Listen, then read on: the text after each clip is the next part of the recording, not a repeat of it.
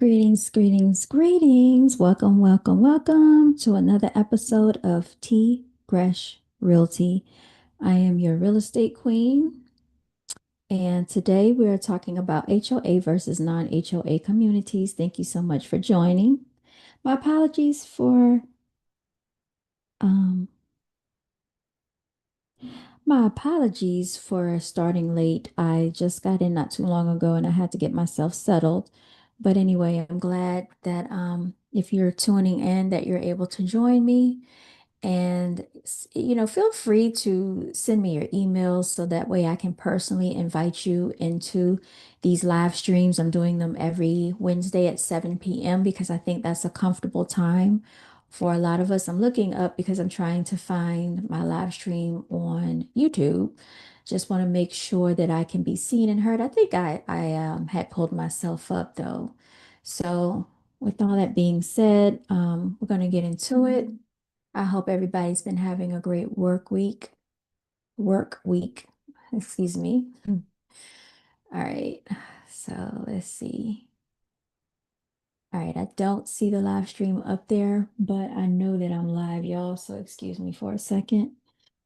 You know how it is when you go live, you just gotta pull it up on another device. I did have it pulled up on my laptop, but I just want to be extra sure that it is showing up properly. So just a moment. Okay, so I see myself right here. All right. Good, good, good, good. Okay. Go ahead and give me some likes, y'all. If you tune in, give me some likes. All right. I am not able to actually pull it up on the TV screen. That's what I'm looking for right now. I'm trying to find myself on the TV screen. I don't see it. Maybe I can, I'm just thinking if I can go into my other YouTube channel and see if it'll come up that way. Sorry, y'all. Yeah, I just don't see it for some reason. But anyway, I'm glad that everybody that art is joining are able to join. Just a second, y'all. Goodness, goodness, goodness. It's a hot mess. Let's see. Here we go. T Grush Realty on YouTube. Okay, I click on it, click on it, click on it. Oh, I think I saw it. Here it is. Okay, now I'm able to see it. All right, good. All right, y'all. So here we go. Oh, my hair, y'all. My hair looks, ugh. It is looking not so great. All right, let's get into it. HOA communities versus non-HOA communities. Let's get into it, y'all. Okay. So make sure you all hit the notification on your phone or your device so that you know when I'm going live.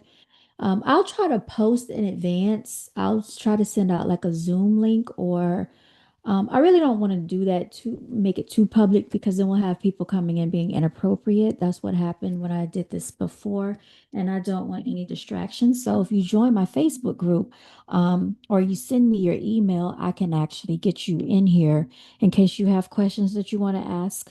But let's get into HOAs, okay?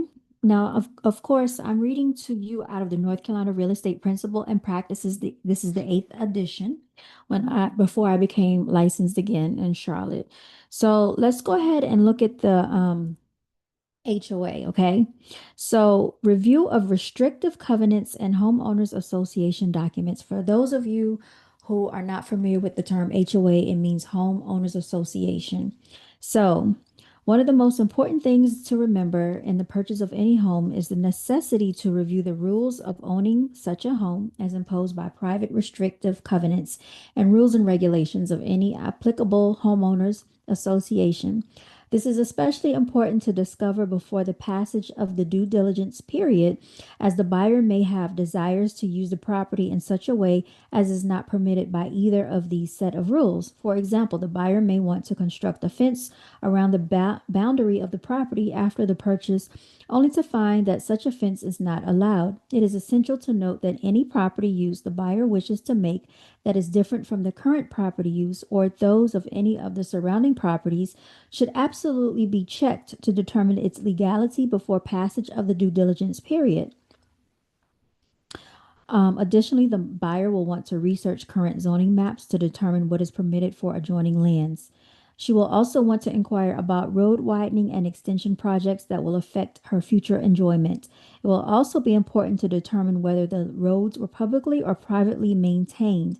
If they are privately maintained, the buyer should ascertain whether there are appropriate road maintenance agreements in place and who will bear the cost of maintenance, usually shared by the homeowners in the subdivision. So let's get into that. So some examples that we can look forward to in what they're talking about is when it snows. And we don't have a lot of snow out here in Charlotte, but sometimes if the streets are maintained by private use, then it would be up to that subdivision or the private homeowners to have like the snow scraped from the street, especially if it's icy conditions. If it is maintained by the city, then that means the city will come through and they will plow the snow and they will salt the roadway down. Then also let's look into the widening of driveways because we've had that done in our neighborhood where we have people that have driveways that, lead up to their garages, but because they have multiple vehicles and they need more space, they will actually ask permission from the HOA prior to widening their driveway, and then the HOA will grant them permission to widen the driveway. So these are things that you have to take into account before purchasing, especially in a subdivision or a new construction community.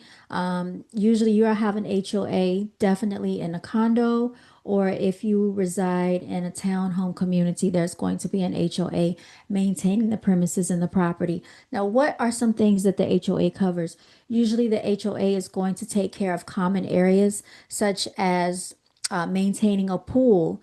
If you have retention ponds in the neighborhood, if there's landscaping of common areas such as entryways, lamp lights, lamp posts, they'll pay the electric bill for those things so that you can have street lights in the neighborhood. Neighborhood parks, they have to have insurance for these things in case someone gets hurt. Any type of amenities that you have in the neighborhood, such as tennis courts, basketball courts, golf courses. These are all things that the HOA and even clubhouses, the HOA would actually have say so in. Also, the HOA may say whether or not you can add a structural project to the outer perimeter of your house, such as I know in certain HOA communities, you'll have to get permission granted for cameras.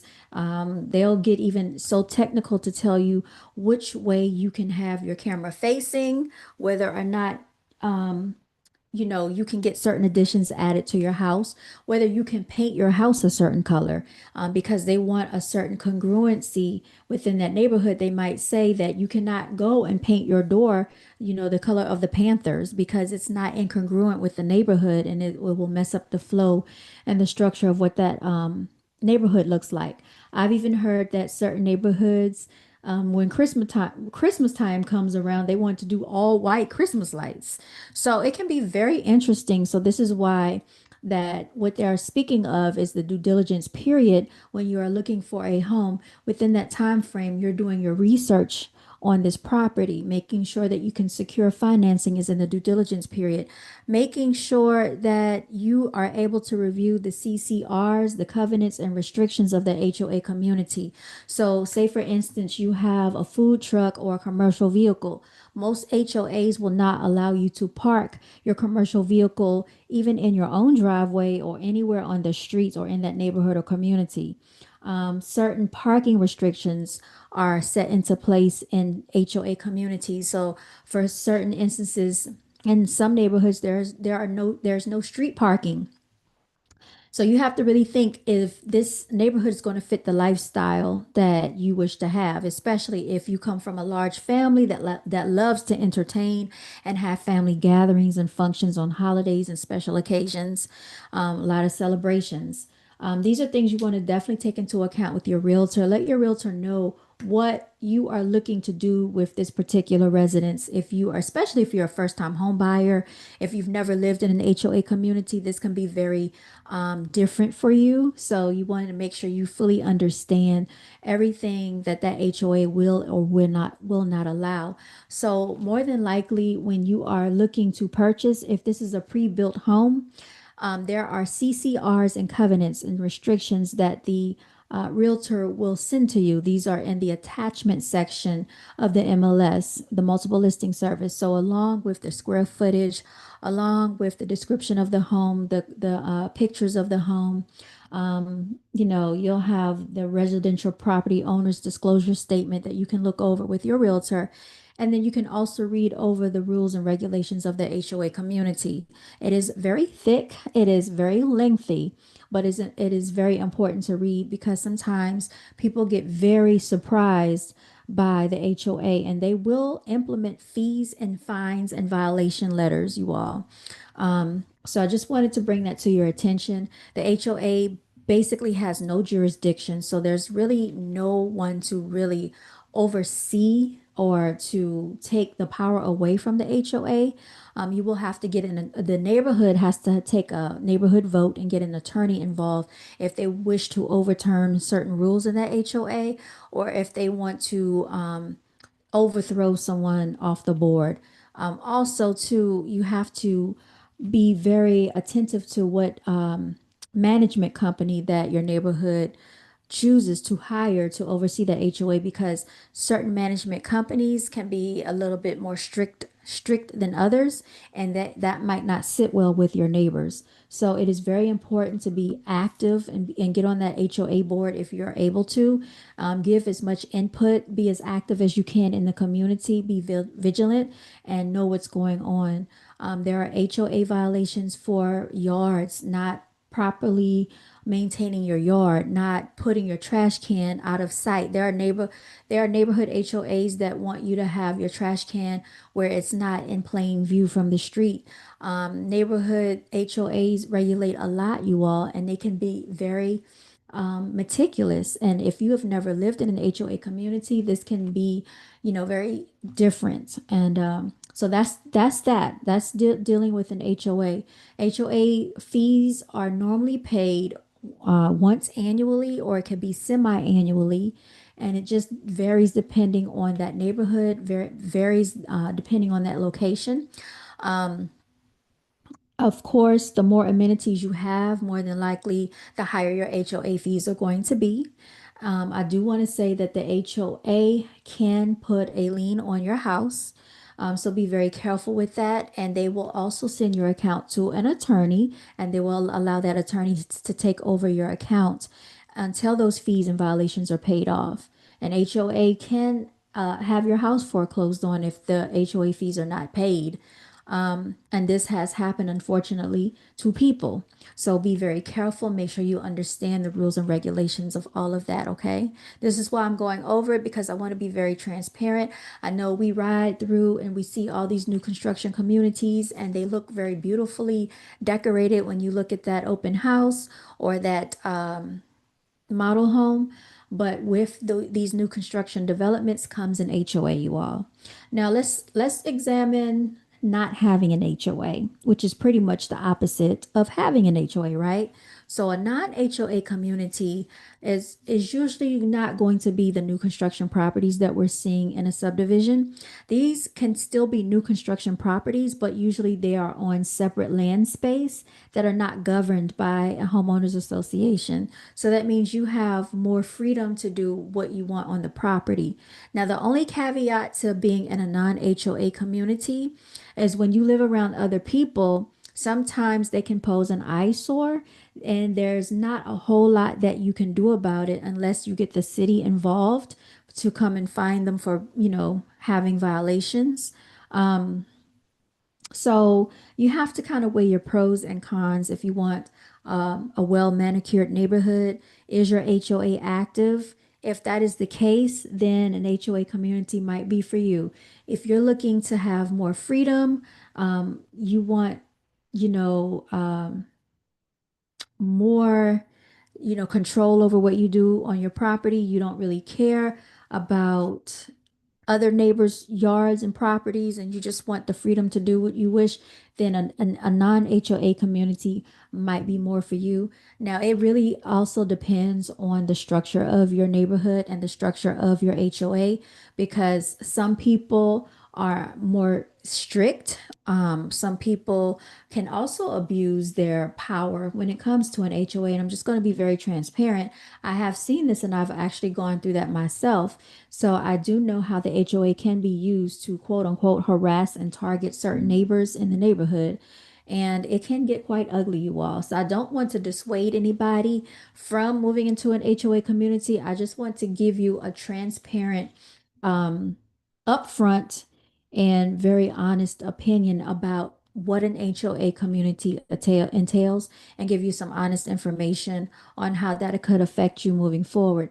There are some people that will actually sell their house or sell their property because they do not want to move into an HOA community, and they are tired, of the ramifications that they are going through behind having an HOA, and that is certainly fine. There are people that prefer to live in a non-HOA community, and that is fine as well. I've had clients to tell me I don't want an HOA, and I certainly understand why that is the case. So just know that there are pros and cons to both, advantages and disadvantages to both. The disadvantage to a non-HOA community might be that you don't get the amenities. You don't have, the community maintenance of the premises, of the property, of the common areas in that neighborhood. You might not have yards that are well maintained.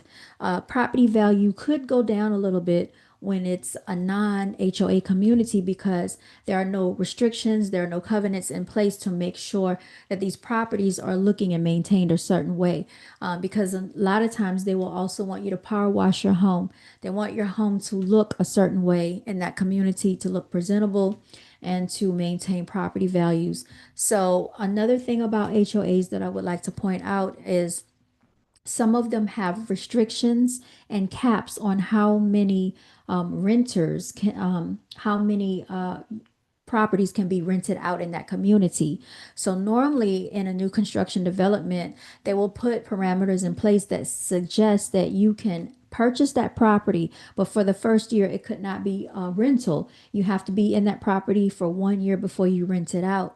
However, we are seeing a major issue with investors coming in and buying up residential homes from potential home buyers and first time home buyers, making it a very competitive market. And a lot of times, the families that need these homes are not able to come in and compete with investors, because investors are bringing cash offers and they get these homes, they buy them up and they rent them out to renters. Renters sometimes might not necessarily take care or maintain the property as a homeowner would. So this is why a lot of people do welcome an HOA, so that they can actually maintain how many rental properties are in their community. There are people that actually care about the neighborhood. They want to make this their, home, for their forever home. They want to raise their family here. They don't want to keep moving. So they feel that they want to be active in their HOA community. So I can see the pros and cons to both sides. There are caveats to both.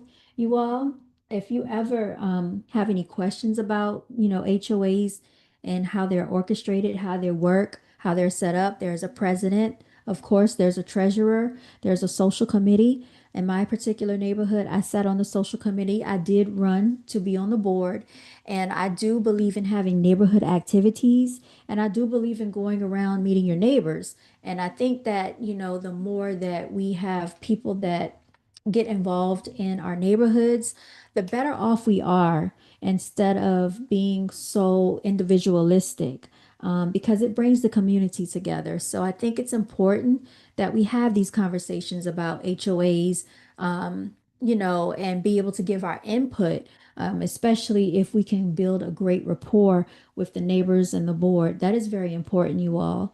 So I did want to touch on that.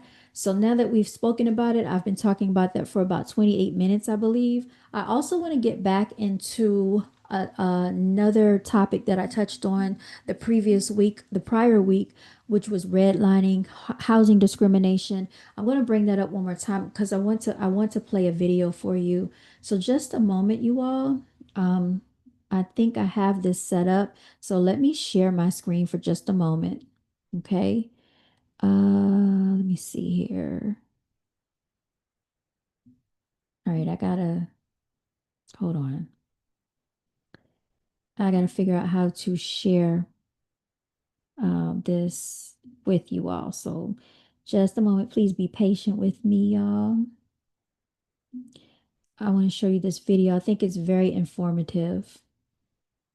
So this is redlining, everyone. I'm going to play it. 8-year-old Daisy walks hand in hand with her mother. They're shopping for Easter Sunday clothes. But as they board a bus, she's confused as to why they can't sit in the empty seats up front. Later, walking past a restaurant, she doesn't know why the white people get to sit inside while the black people are out in the beating sun.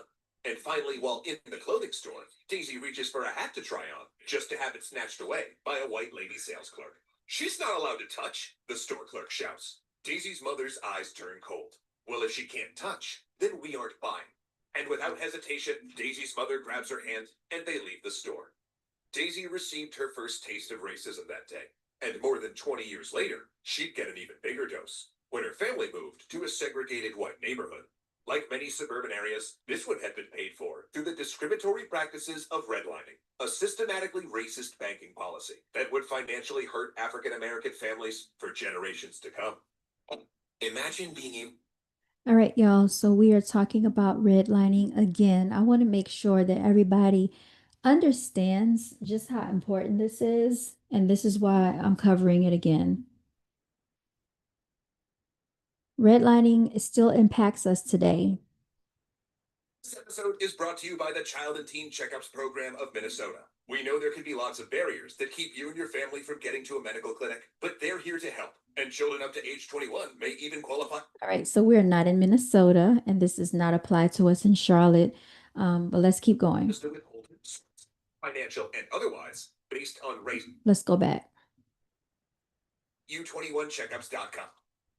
Redlining is defined as the withholding of services, financial and otherwise, based on race or ethnicity. It's also sometimes been described as a giant racist octopus spreading its tentacles throughout the black community, an apt comparison given the level of damage it's caused. The foundation for redlining was laid out before the abolishment of slavery, as freed blacks found themselves handicapped by laws keeping them from benefiting from government programs. All right, let's stop right there. They said redlining was laid out before the abolishment of slavery. Okay, I don't know if y'all heard that, but we're going to play it again. Capped by laws keeping them from racist octopus spreading its tentacles throughout the black community, an apt comparison given the level of damage it's caused. The foundation for redlining was laid out before the abolishment of slavery, as freed blacks found themselves handicapped by laws keeping them from benefiting from government programs. One of the first such laws was the Homestead Act of 1862, which excluded blacks and non-whites from government housing initiatives. This, along with the acceptability of racism and the threat of violence if they were caught somewhere white supremacists thought they shouldn't be, kept them locked down in the racially designated parts of their respective cities. Then, in 1932, as the country struggled amidst the Great Depression, the government enacted the Federal Home Loan Bank Act, which authorized the Homeowners Loan Corporation to draw up maps and apply a coding system to designate which areas should receive loans. Some neighborhoods would be labeled A for affluent, while others would be marked D for declining. And getting declined is exactly what would happen when black people from those neighborhoods would apply for home loans. And the maps were specific about the racial makeup of the neighborhoods within every U.S. city, with the color red being used for black and other minority populated areas. Anyone in a redlined neighborhood would automatically be considered a risky investment, even if their income and credit worthiness was equal to or more than that of a white person in a green or a blue zone. Then the wealth gap was born. All right, let's stop right there. I want you to understand why we see the structures that we see today. So you might ride through certain neighborhoods and you see that they're doing what is called gentrification in certain neighborhoods. You also see that there are certain resources that are allocated to certain neighborhoods, certain funding that are given to certain districts and school zones. This is where that comes into play. All right. 1930. President Franklin Delano Roosevelt, in an effort to pull a tanked U.S. economy out of the Great Depression, signed off on the New Deal. It was a multi agency initiative that was supposed to provide relief for millions of unemployed and the American agricultural industry. It was meant to reinvigorate the American middle class, and for some, it succeeded. Many previously poverty stricken white families were able to buy homes, build suburban communities, and surround themselves with beauty and prosperity. Unfortunately, however, with the color coding system in place, the New Deal miserably failed the African American community. While the Federal Housing Administration and the Veterans Administration would back $120 billion in loans between 1934 and 1962, 98% of that money would go to white families and less than 2% of it to blacks and other minorities. And being able to buy and build homes meant that those white families were able to accumulate wealth that would be used to send their kids to college and pass down a legacy of wealth and property ownership. Without access to this generous helping hand, minority families and communities would struggle in ways that were unheard of by their white counterparts. And as if another barrier to progress was needed, many of these flourishing white suburban neighborhoods, like the infamous Levittown, Pennsylvania, would enact covenants that forbid the sale of any neighborhood property to blacks. Even if a black person did get a homeowner's loan, it would typically be for a property in their redlined neighborhood, which meant the home would be undervalued and the mortgage attached to a higher interest rate. Insurance was also higher, ultimately decreasing the home's estimated investment worth, or equity, making it harder to maintain and keep out of foreclosure. But leaving people incapable of homeownership and business loans is only one tentacle of this problem. This is a racist octopus, remember. As any neighborhood becomes wealthier, so does its surroundings, thanks at least in part to the influx of cash generated from property taxes. In a neighborhood with good tax revenue, local hospitals have access to the latest in medical advancements, meaning residents there get to live longer, healthier lives. Supermarkets are more conveniently located, well stocked, and filled with fresh quality produce. Small businesses thrive, providing an overall source of neighborhood pride. And most important of all, schools are better funded and located, ultimately setting up those kids for multiple chances to succeed in life. Meanwhile, in the redlined areas, underfunded hospitals are overrun as heart disease, cancer, asthma, and diabetes ravage a stressed out community at much higher rates. There's limited access to affordable food with any nutritional value, as many of these supermarket chains seem to have instituted their own version of redlining. And in turn, this lack of service in low income areas has created what the Department of Agriculture calls food deserts all across the country. And as the years melt into decades, the adults pass this struggle on to their children, who not only have to endure the usual trappings of adolescence, but often do so in a disillusioning and dangerous environment. One of our country's more glaring disparities can be found in the state of Michigan, where the schools in Detroit are literally falling apart around the students' heads, while only a few miles away, Grosse Pointe South High School has marble floors, an Olympic-sized swimming pool, and other non-crumbling amenities. Of course, it makes sense if you consider that as the schools rise in worth, so do the neighboring homes and vice versa. Redlining was then made illegal by the Fair Housing Act of 1962. All right, so you can see how the redlining still affects a lot of these residential communities even until today. So it is very prevalent. You can still see the ramifications of what it has done. And I'm not going to stop the video here. I'm going to let this video play out because I think it's very important that we understand how melanated people as a whole have been so adversely impacted by what has been done here. So I'm going to continue to play this video. Property values were never reconfigured, so the properties in urban neighborhoods are still grossly undervalued. Even worse, banks have been caught redlining as recently as 2015, with little to no consequences. This lack of accountability led to reverse. Okay, so banks have been known to redline communities up until 2015. That was just 10 years ago. You all, as a realtor, we receive communication from the Real Estate Commission by email. And even in the email just a couple of years ago, they sent out a letter apologizing. And it was a housing discrimination letter apologizing for the fact that discrimination had still been taking place. If I could find that letter right now in my email, because I did not delete it, I would actually read some of it to you. So don't think that this is not still happening. This still occurs. This is very prevalent up until 2025. They also are predicting that many melanated families and melanated individuals are going to be homeless by 2026. This is something that has been orchestrated. This is why I push so hard for home ownership. This is why I continue to say be the CEO of your financial future, create economic ownership for yourself, invest into your future, get life insurance policies for yourself and your loved ones, get life insurance policies even if you're not related to the individual. Set yourself up for some financial security the best way you can. And the best way to do that is owning a home. People think that it's just a sales pitch. It's really not. Life insurance, home ownership, and having a business of your own that you actually own.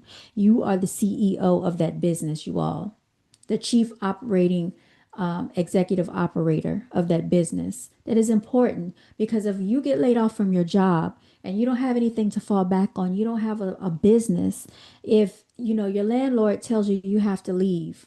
But if you're in your home, the landlord cannot tell you to leave. And they keep saying, oh, the bank will come and take your house. We've already had the discussion on this channel. Please go back and watch some of my prior videos. Let's keep going. In the form of predatory lending, providing loans with conditions the banks know the borrowers will not be able to meet, that targeted Black families and contributed mightily to the economic collapse of 2008. And all over the country, redline. All right. So remember back in 2008, I was licensed back then. All right.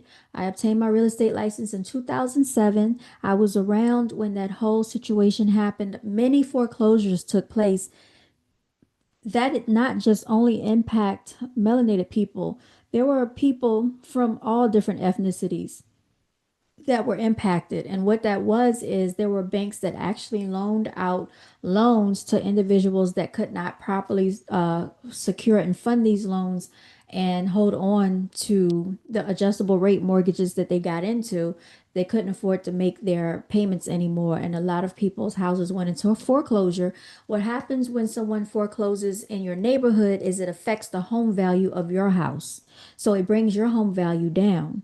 And that is nothing that you can do about it. And the more these foreclosures keep happening all around, the more that brings down the value of that particular neighborhood, you all. Let's keep going. Areas are also the focal point of intense police scrutiny, prompting increased and unnecessary interaction with law enforcement based on where someone may or may not live. Despite the fact that illegal drug use is statistically the same among all races, Black people are 3 times more likely to be arrested or at least stopped by the police. For a quick illustration of this, literally only one of the 4 people who worked on this episode has ever been stopped and frisked. And if your guess was SVP, well, that just means you've been listening. Now, this begs the question. Work today is broken. We're all All right. So while they're on commercial break, I want you to really, really pay attention and understand how home ownership can really help you out. All right. It's not just about you, it is also about your family unit, your family structure, and your generational wealth, you all. Let's keep going. Tip bite.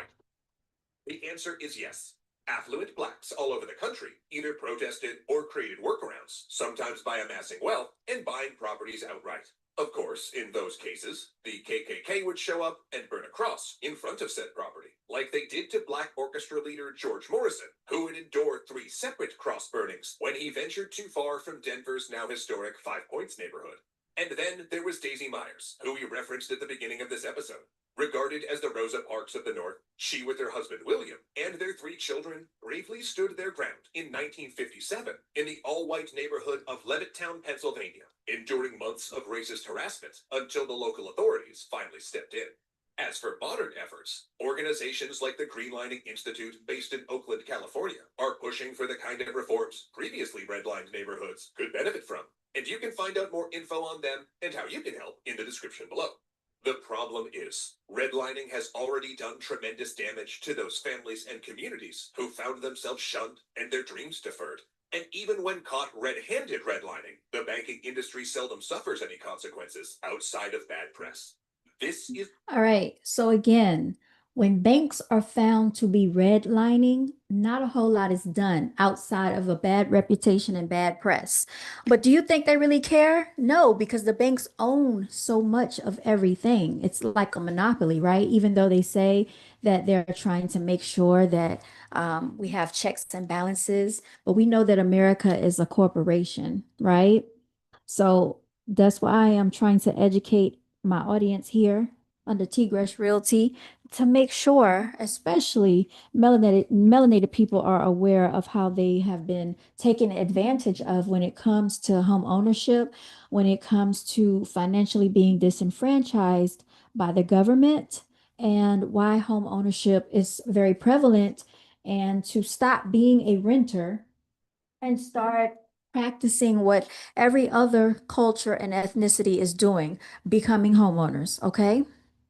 Why a wealth gap exists between whites and American minorities that may never be closed. In fact, it's estimated that even if racism were to somehow magically go away today, it would take 200 years for us to see anything that resembles real economic equality. So if you ever 200 years. 200 years to see real economic equality. This is how disenfranchised melanated people have become in America, you all, because of redlining, because of all the things they've been doing, blockbusting, steering, housing discrimination. Let's not even get into job discrimination. You know, they also had, what is it, the affirmative action situation. Um, but y'all, we see this every day. So all I can do is do my part the best way I can as your licensed realtor and help you to acquire home ownership. It is up to you to take that step. If you feel that you deserve better for yourself, your family, your future, your generational wealth, this is the quickest way to economic wealth, then you'll take that leap and move forward with it. If not, then you'll be a renter. You'll be listening and, talking to a landlord. If you don't want to start a business, then you'll always be a worker. You won't have a business on the side. You'll be a W-2 employee. So that's why I'm having these conversations because I think it's important that we understand the trajectory of what has happened in our history and how we can move forward and to help basically empower ourselves. looking down on someone because of where they live or where they come from, you should rethink that. Because it turns out that while some of us got a helping hand, many others received nothing but a slap in the face. Once again, thanks so much to Child and Teen Checkups Program of All right. So I think they've done an excellent job of explaining that to us. I hope you did enjoy that video. I came across that video last week and I said I definitely wanted to share that video on the platform for people that may not be aware of it. I think I'm gonna turn these lights off behind me, y'all, because they are kind of getting on my nerves a little bit. So I'm gonna turn these off. The other ones are still on, and I'm gonna turn these off as well. Oh, well, I might just keep these on. Nope, well, I'll just leave them alone. But yeah, so I really hope that, you got something from this live stream today. Please like, share, subscribe. Please make sure you share this video with other people. Please make sure you're doing your due diligence. I'm going to stop sharing the screen now because that is over. Make sure you're doing your part to educate yourself. If you have questions about home ownership, that's what I'm here for. If you're looking for someone to advocate for you, to be on your team, to make sure you're not taken advantage of, this is what Tigresh Realty is all about. It's not just a sales pitch when we say that home ownership is a way to generate and acquire wealth, the quickest way to wealth for a lot of people. This is really this is realistic, y'all. I am living that. My sister has a house. She's on her second house and she's in her 30s. My parents have, another house that they've acquired. And thank goodness that I have a house. We all are homeowners, you all. So I am not just practicing something or I'm not just preaching something that I don't practice. I'm just telling you this because I feel that We, as a people, really need to advocate for home ownership. And you could tell I'm tired, but I'm still pushing through to deliver you this message. That's how passionate I am about it. I am so tired of people being scared and telling me that they're just going to wait another year and keep renting. And then as they're renting, they're spending at least $2,000 in rent, you all. Rent has gone up significantly. I remember when I could get a two-bedroom apartment and a renovated apartment, nice, decent apartment on a decent side of town for $900. 900 some dollars, almost $1,000. I could do that back then. Today is not the case. You're not going to find that today. People are paying $2,000 for rent for a landlord and then complain. And you could be investing that money into yourself. But people don't understand economic power. People don't understand how to acquire generational wealth. And so, out of being scared, out of fear, they make decisions out of fear, you all. Your financial freedom depends on you making sound decisions. And this is why I'm bringing you the information. The content is here. I am reading from the North Carolina Real Estate Principle and Practices book, eighth edition. This is the book that I had to actually go through when I got my real estate license. We went over housing discrimination. That is something you have to know about because it happens. Why do you think they tell us about this stuff as realtors, as licensed professionals? Because they know that this takes place. This affects our community. Steering, redlining, and blockbusting. All right, that takes place. So, anyway, this has been an episode with yours truly, your real estate queen, T Gresh Realty. If you are in the Charlotte area, if you are in the surrounding area, which I mean Kannapolis, Cabarrus County, Landis, Concord, Indian Trail, Union County, Waxhaw, Monroe, these are all places that I frequent like it's nothing on a daily basis. Steel Creek, 28273, 28278, 28105. That's Matthews. 28226, 28210, South Park. I know these zip codes like the back of my hand, y'all. 28269, Mallard Creek, 28262, Concord, Waxhaw, 28173, 28110, Monroe. Okay? So I'm not just sitting up here telling you this stuff just because this is what I really do, y'all. I made it a practice that when I moved to Charlotte and I moved around and I got to know the area. So I also memorized these zip codes 28278. We're talking the Palisades, that's South Charlotte. Okay. 28277, Ballantyne. 28226, you all. 28227 is Mint Hill. So, like I said, if you want somebody that's going to, excuse my cat, if you want somebody that's going to advocate for you and be on your side, that you can actually trust, please contact me, your real estate queen. I hope you have gotten something from this edition, from this episode. We look forward to coming back on here next Wednesday at 7 p.m. Make sure you get in touch with me on the Facebook group. That is Tinita, Tinita Gresham on Facebook, Gresham. Follow me there and let me know that you would like to join my Real Estate with Tanita group. I will send you the Facebook Zoom link there and send me your email address, and I'll personally invite you to these live streams.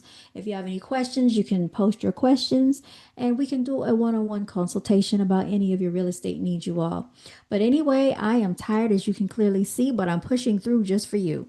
I am going to sign out. I will talk to y'all later. Remember to always be the CEO of your financial future. How do we do that? Building businesses of our own, right? And owning real estate, whether it's residential, commercial, or land. All right, you all take care. I will talk to y'all next time. Signing out. Aw, Tinkapoo. Hey.